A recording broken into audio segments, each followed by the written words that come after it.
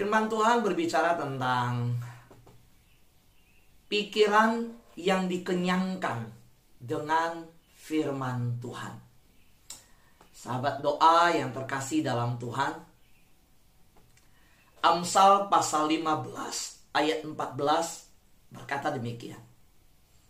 Hati orang berpengertian mencari pengetahuan, tetapi mulut orang bebal sibuk dengan kebodohan.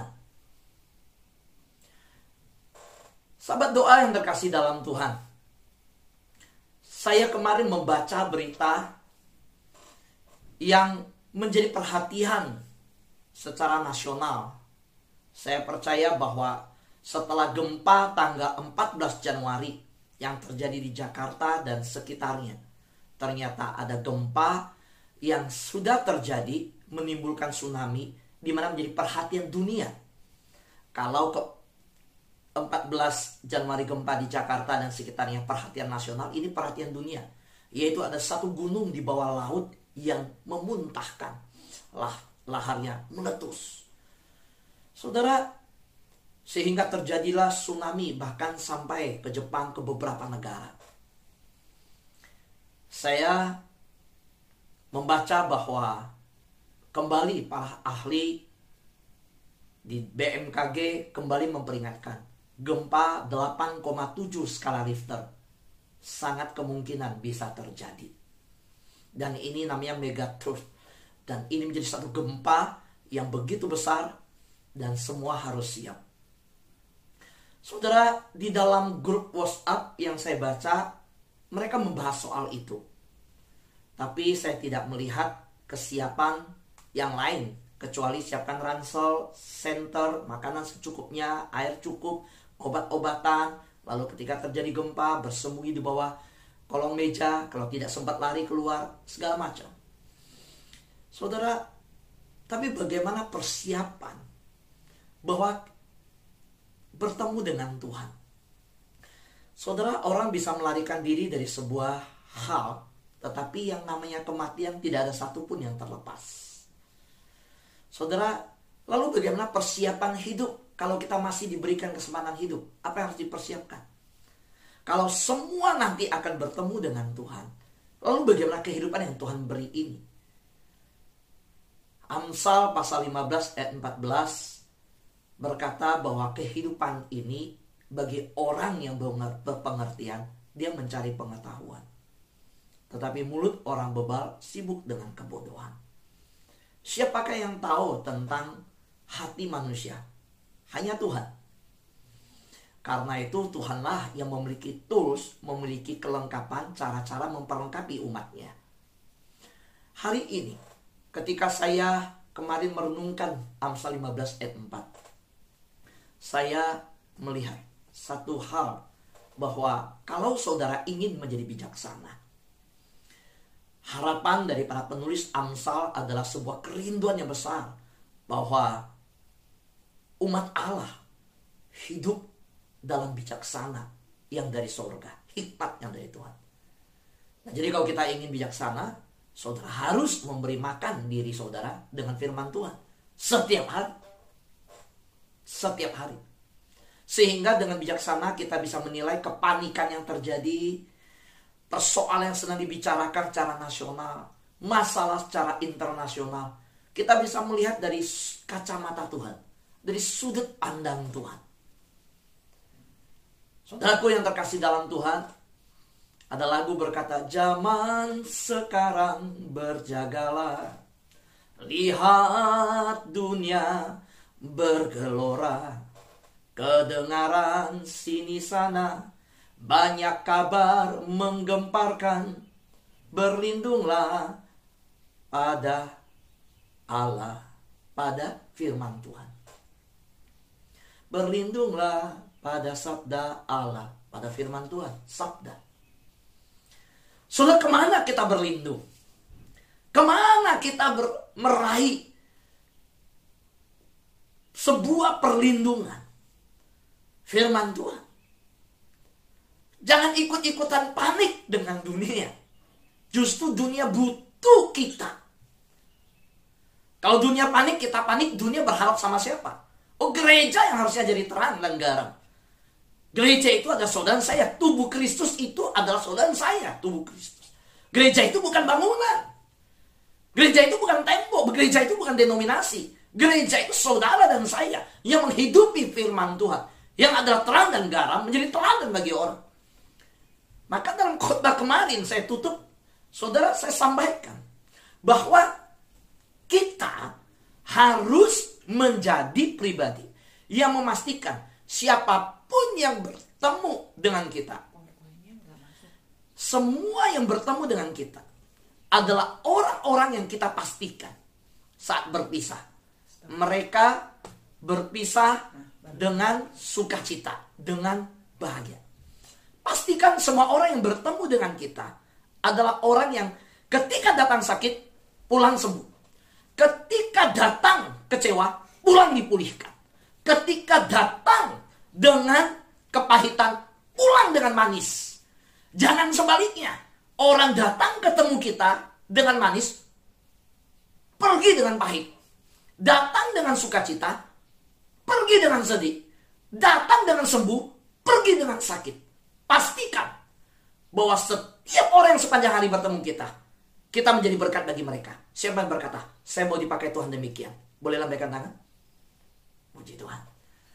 Sahabat doa yang terkasih dalam Tuhan. Ya. Ketika kita melihat bagian daripada Amsal tadi, yang di layar bisa melihat PowerPoint-nya dengan jelas. Boleh lambaikan tangan kalau tidak? Oke. Saudara yang terkasih dalam Tuhan, bagian yang kita lihat ini, jika Anda ingin menjadi bijaksana, Anda harus memberi makan diri saudara dengan firman Tuhan setiap hari. Nah, firman inilah yang kita mau bersama-sama ingat.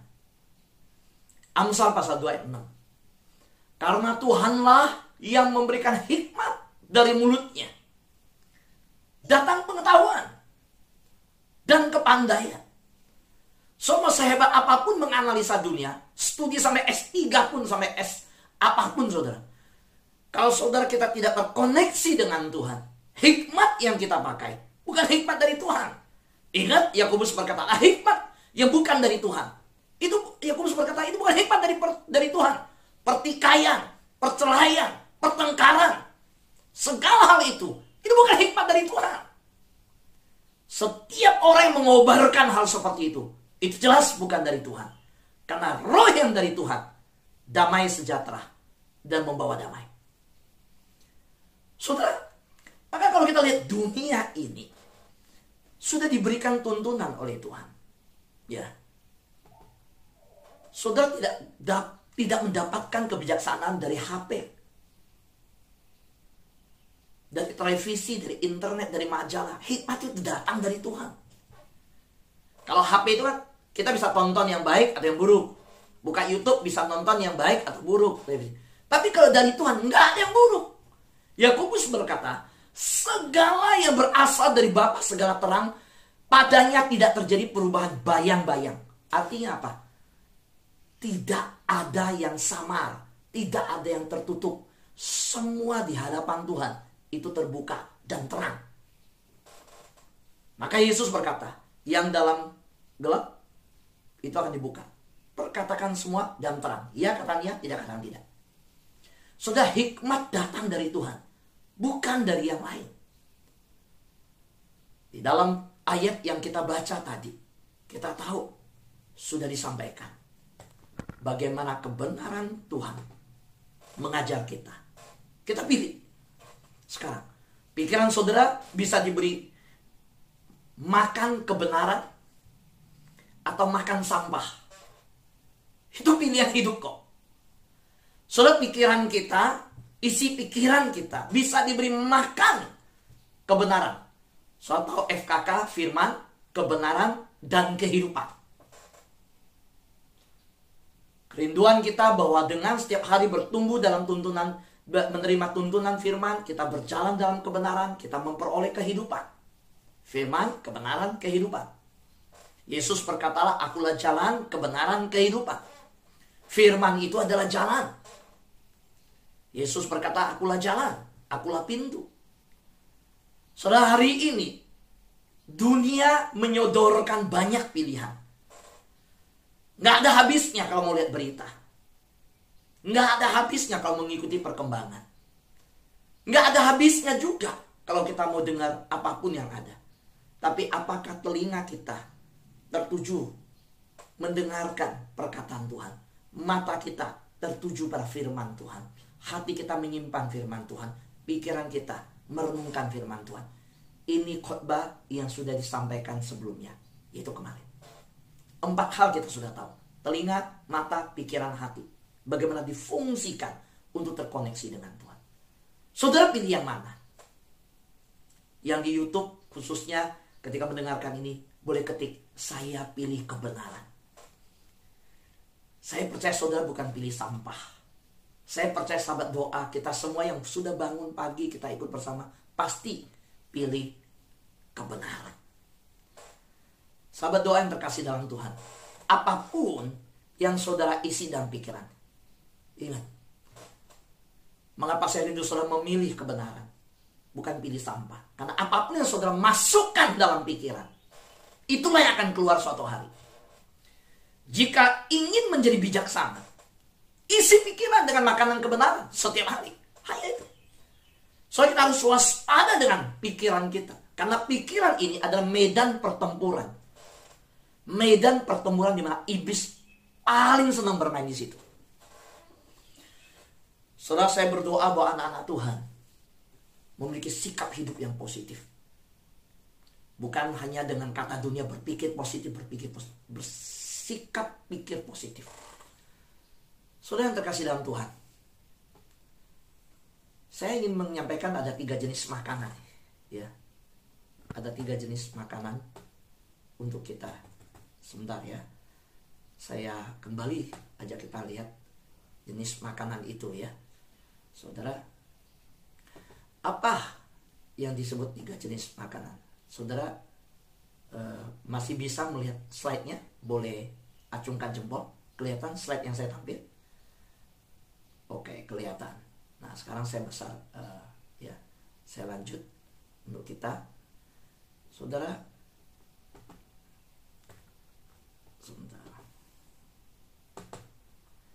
Ketika bicara tentang Amsal 15 ayat 14 tentang hati yang berpengertian, ya, bagaimana Tuhan menginginkan kita untuk punya pengertian yang sungguh. Pilihan kita adalah kita mau pilih kebenaran atau kita pilih yaitu sampah. Nah, saudara, harapan saya adalah saudara memilih yang dinamakan kebenaran. Mari kita lihat 3 jenis hal yang perlu diisi dalam pikiran. Sebentar, saya ulangi lagi share screen-nya. Kita lihat. Oke, bisa terlihat. Boleh sekali lagi. Yang di YouTube kelihatan, boleh ketik kata amin. Yang di Zoom boleh lambaikan tangan. Yang terlihat sudah kelihatan ya. Saudara yang terkasih dalam Tuhan, bentar ya. Wah, dalam nama Yesus, ini ada gangguan nih ya. Ini bis nggak seneng nih ya. Ada yang nggak seneng nih firman Tuhan diberitakan nih ya. Saya baru kali ini ngalamin yang model begini nih. Nggak bisa dia ini, nggak bisa gerak. Tunggu, sabar ya.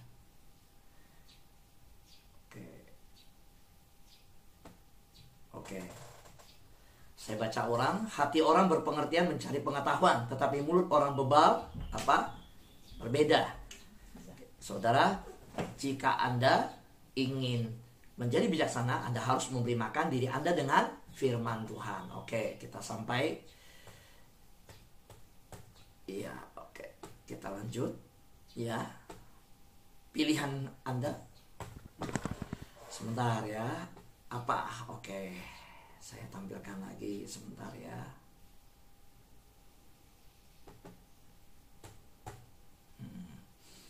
Ada 3 jenis makanan. Oke, kita sampai di sini. Sekali lagi, saya mau tanya. Yang kelihatan, boleh sekali lagi angkat tangannya biar saya tahu. Oke, baik.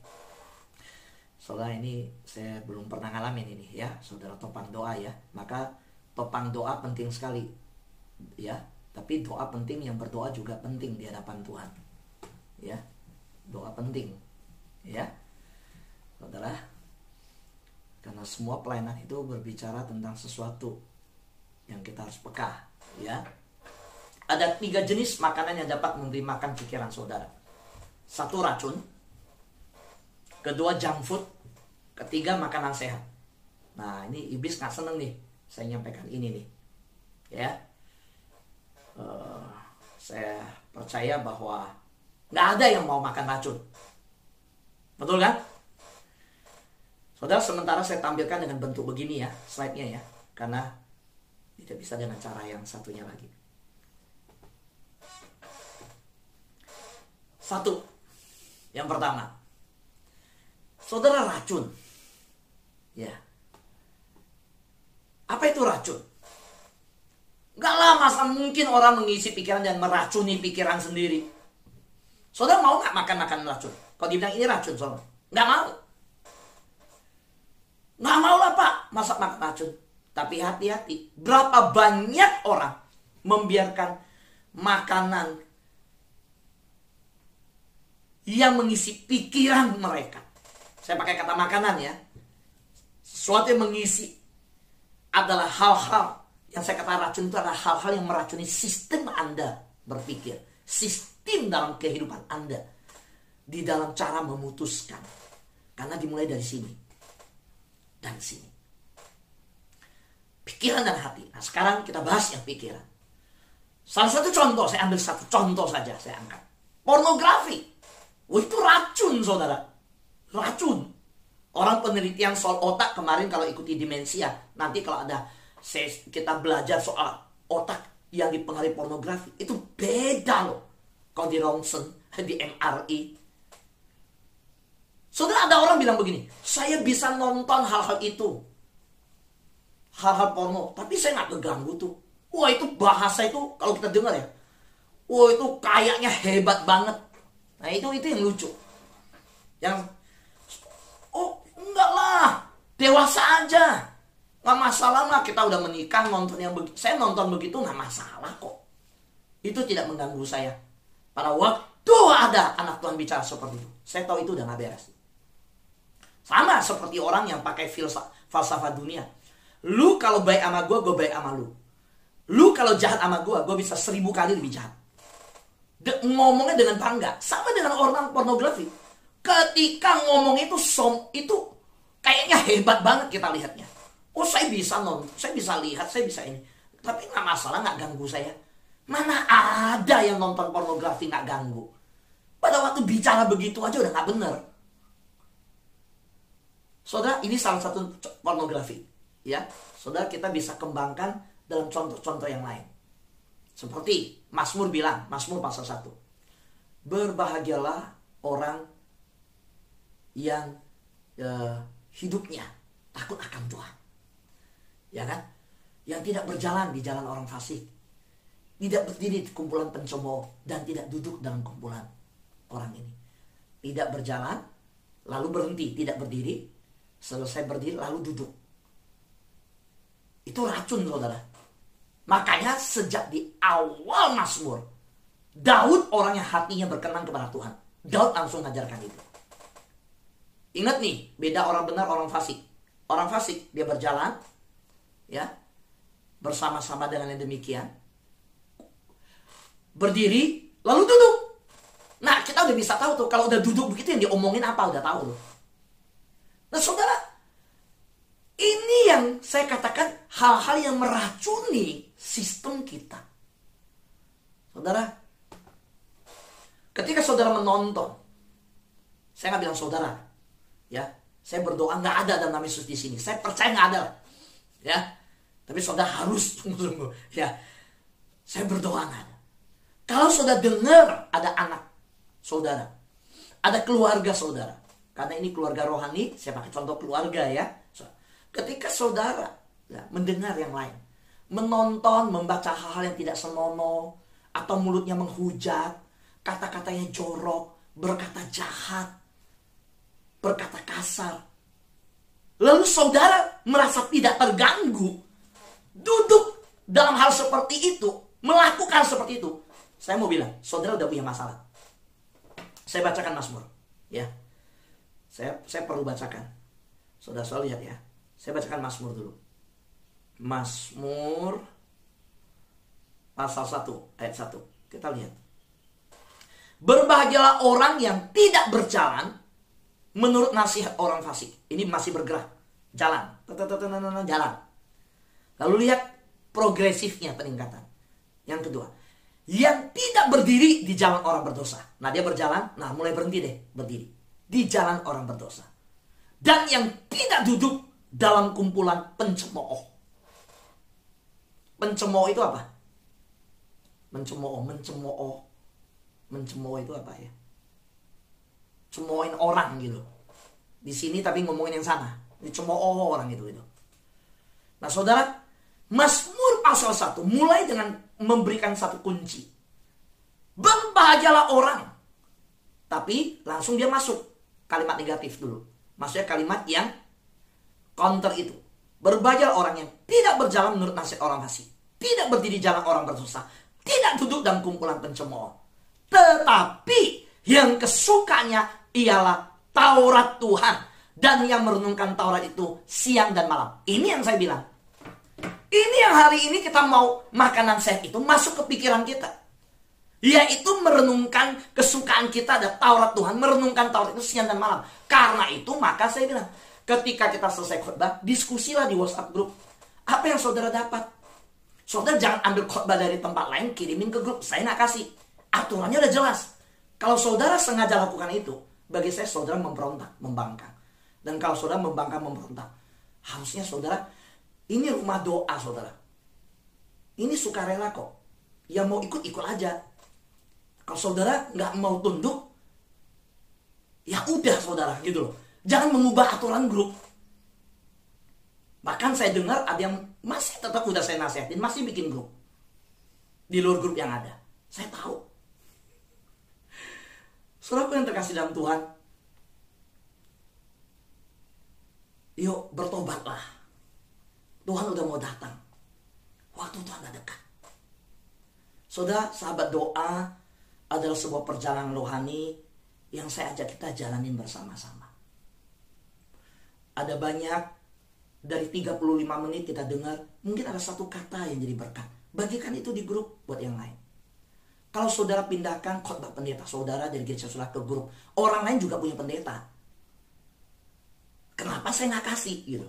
Kalau saudara ambil khotbah dari grup yang lain pindahin, saya udah banyak grup WhatsApp, saya udah tahu bagaimana orang-orang komplain soal WhatsApp grup. Cuma pindah ini.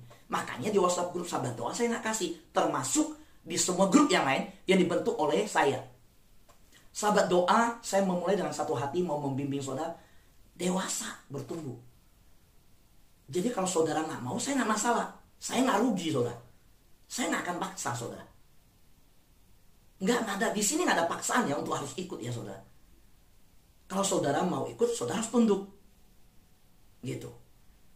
Nah saudara, maka saya nggak bisa menerima ketika saya renungkan ini. Ya ada orang yang bisa menonton, membaca hal-hal yang tidak senonoh, menghujat, berkata jorok, berkata jahat, kasar, tapi nggak mengganggu gitu. Yes, berarti yang mendengar juga masalah. Bukan hanya ngomong, yang mendengar juga masalah. Yang ikutan nonton bukan hanya membawa video porno itu, yang ikut nonton juga nggak benar. Saudara yang terkasih dalam Tuhan, itu salah satu contoh ya. Termasuk kalau mabuk-mabuk minum-minum, nggak masalah kok, saya ikutan mabuk. Loh kok bisa nggak masalah sih? Gitu loh. Nah saudara, orang bijak melindungi pikiran mereka. Mereka tidak mengizinkan apapun yang tidak suci masuk dalam pikiran mereka. Apapun yang meracuni pikiran harus ditahan. Tidak boleh masuk dalam pikiran. Amin. Saudara yang terkasih dalam Tuhan. Karena itu, yuk mari kita bersama-sama minta Tuhan tolong. Apa sih yang kita masukkan dalam pikiran kita? Pertama, firman Tuhan atau makanan sampah. Firman Tuhan dan sikap kita untuk menerima kebenaran firman Tuhan masuk dalam pikiran kita. Saya melihat manusia rohani, dalam perjalanan rohani, itu ada 3. Yaitu racun, junk food, dan yang ketiga, makanan yang sehat. Besok yang melayani firman Tuhan adalah Pak Rudi dari Australia. Hari Kamis, saya akan melanjutkan khotbah ini. Hari ini kita di 1 poin berhenti dulu. Di makanan yang mengisi pikiran namanya dengan racun. Kita pasti nggak mau. Dan hari Kamis saya akan melanjutkan tentang mengisi pikiran dengan junk food, makanan sampah. Saya percaya tidak ada yang mau. Apa itu artinya mengisi pikiran dengan makanan sampah? Nah, lalu yang ketiga kita akan bahas mengisi pikiran dengan kebenaran. Doa saya bahwa saudara bertumbuh bersama-sama dalam perjalanan rohani ini.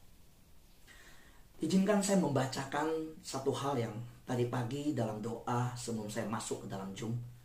Saya begitu kuat Tuhan ajarkan untuk bacakan hal ini. Ya saudara. Saudara yang terkasih dalam Tuhan. 2 Timotius pasal 4. Ya, saya bacakan untuk kita. Di awal khotbah saya sudah memulai dengan keadaan akhir zaman. Gempa bumi yang terjadi, persiapan orang-orang dunia yang panik, berita nasional dan berita internasional. Sebenarnya ini semua bicara tentang pelatihan kita menghadapi akhir zaman. Dan saya diingatkan Tuhan harus membacakan ini. Sebenarnya nggak ada di dalam bagian persiapan ini. Tapi tadi waktu pagi saya doa, saya harus membacakan ini. Saya bacakan ya. Penuhi panggilan pelayananmu. Ini teguran buat saya. Teguran buat saya ya. Maksudnya koreksi Tuhan untuk saya. Penuhi panggilan pelayananmu. Waduh Tuhan, apa yang saya kurang penuhi? Di hadapan Allah dan Kristus Yesus yang menghakimi orang yang hidup dan yang mati. Jadi ingat ya, manusia bisa menghakimi orang cuma sampai hidup. Tapi hanya Tuhan bisa menghakimi orang yang masih hidup dan bahkan orang yang udah mati itu pun bisa dihakimi Tuhan. Saudara kalau udah meninggal kita dihakimin siapa? Siapa? Tuhan. Betul? Tuhan menghakimi orang hidup dan yang mati gitu. Paulus berkata begini. Aku berpesan dengan sungguh-sungguh kepadamu demi penyataan Allah dan demi kerajaan Allah. Wah, saya bilang hebat nih Paulus. Aku berpesan, padahal Paulus itu rasul. Ya. Punya wibawa ilahi.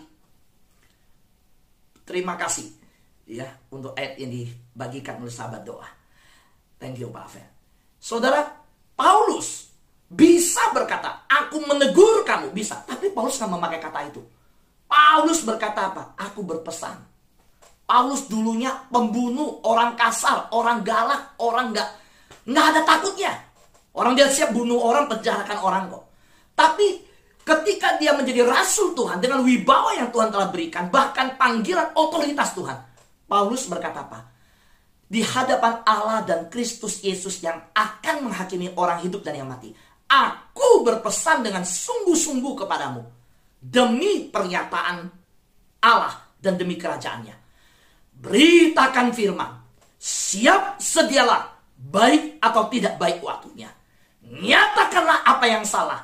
Tegurlah dan nasihatilah dengan segala kesabaran dan pengajaran.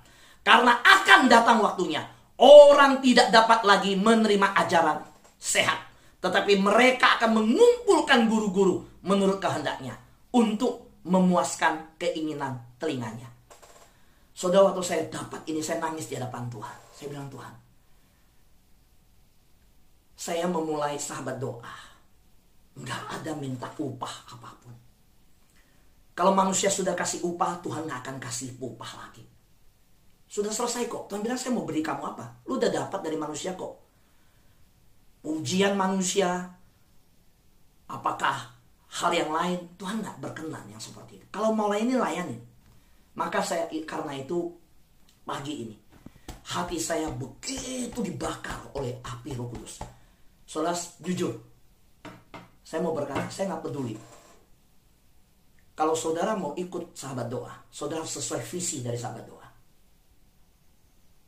Itu permintaan saya. Saudara kalau mau melayani, saudara sesuai visi sahabat doa. Kalau saudara tidak sesuai visi sahabat doa, Saya bilang sahabat doa nggak ada paksaan. Ikutlah dengan rendah hati, ikutlah dengan taat dan tunduk. Karena saya nggak ada beban hutang apapun. Saya hanya punya hutang sama Tuhan, yaitu hutang jiwa-jiwa. Tadi ketika saudara bernyanyi, saya lihat layar yang di belakang. Saudara bayangkan, mereka memang tidak buka kamera, tapi mereka mengikuti dengan pergumulan yang dalam. Ada Bu Jenny Tampudong ada Bu Jenny di Bali, ada yang dari Manado, ada yang dari Kalimantan, ada saya lihat di sini ada banyak yang lain. Saya doa Tuhan mereka dapat sesuatu nggak ya dari pelayanan setiap pagi 1 jam. Jangan sampai mereka udah siapkan waktu mereka nggak dapat sesuatu. Ampuni saya Tuhan, kalau dalam peran lain ini saya nggak jadi berkat. Tapi Tuhan tolong saya. Jadi hari ini saya minta, yuk kita sama-sama berjalan. Kita bukan sama manusia hormat, enggak. So bukan sama saya. Saudara hanya belajar tunduk kepada Tuhan, yang dimana Tuhan pimpin. Siapapun yang Tuhan taruh. Saudara, kita bukan lihat manusia, kita lihat Tuhan. Jadi saya minta, yuk kita buka hati kita. Biar firman Tuhan, tuntunan Tuhan, mata kita tertuju kepada Tuhan. Seperti seorang hamba yang melihat tangan tuannya yang memegang makanan. Kita begitu haus kepada Tuhan yang setiap pagi akan menyapa kita dengan firman. Dan kita bertumbuh di dalamnya. Amin. Tuhan berkati kita semua.